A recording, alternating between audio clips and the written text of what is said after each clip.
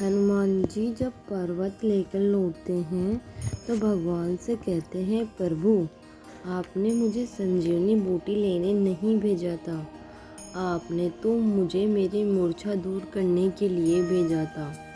सुमेरी पवन सुत पावन नामो, अपने बस करी राखे रामो। हनुमान जी ने पवित्र नाम का स्मरण करके श्री राम जी को अपने बस में कर रखा है। प्रभु आज मेरा ये भ्रम टूट गया कि मैं ही सबसे बड़ा भक्त राम नाम का जप करने वाला हूँ। भगवान बोले, कैसे? हनुमान जी बोले, वास्तव में तो भरत जी संत है और उन्होंने ही राम नाम जपा है। आपको पता है, जब लक्ष्मण जी को शक्ति लगी तो मैं संजीवनी लेने गया, पर जब मुझे भरत जी ने बाण मारा और मैं गिरा तो भरत जी ने न तो संजीवनी मंगाई न वैद्य बुलाया। कितना भरोसा है उन्हें आपके नाम पर। आपको पता है उन्होंने क्या किया? जो मोरे मन वच अरु काया, प्रीति राम पद कमल अमाया।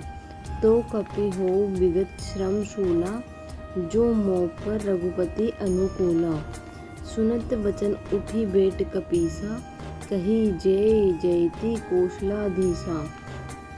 यदि मन वचन और शरीर से श्री राम जी के चरण कमलों में मेरा निष्कपट प्रेम हो, तो यदि रघुनाथ जी मुझ पर प्रसन्न हो, तो यह वानर थकावट और पीड़ा से रहित हो जावे। यह वचन सुनते ही मैं श्री राम जय राम कहता हुआ उठ बैठा। मैं नाम तो लेता हूँ, पर भरोसा भरत जी जैसा नहीं किया, वरना मैं संजीवनी लेने क्यों जाता। बस ऐसा ही हम करते हैं। हम नाम तो भगवान का लेते हैं, पर भरोसा नहीं करते।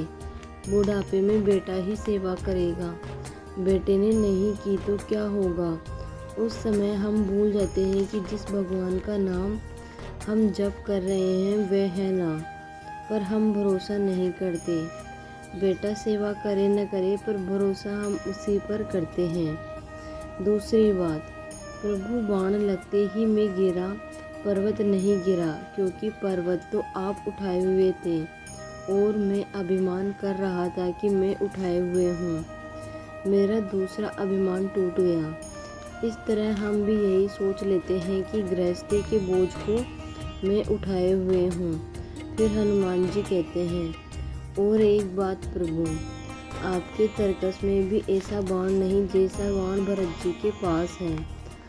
आपने सुबाहु मारीच को बाण से बहुत दूर गिरा दिया। आपका बाण तो आपसे दूर गिरा देता है, पर भरत जी का बाण तो आपके चरणों में ला देता है। मुझे बाण पर बिठाकर आपके पास भेज दिया। भगवान बोले, हनुमान, जब मैंने ताड़का को मारा और भी राक्षसों को मारा, तो वे सब मरकर मुक्त होकर मेरे ही पास तो आए।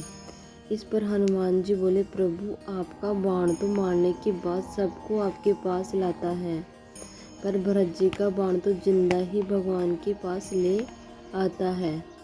भरत जी संत है, और संत का बाण क्या है?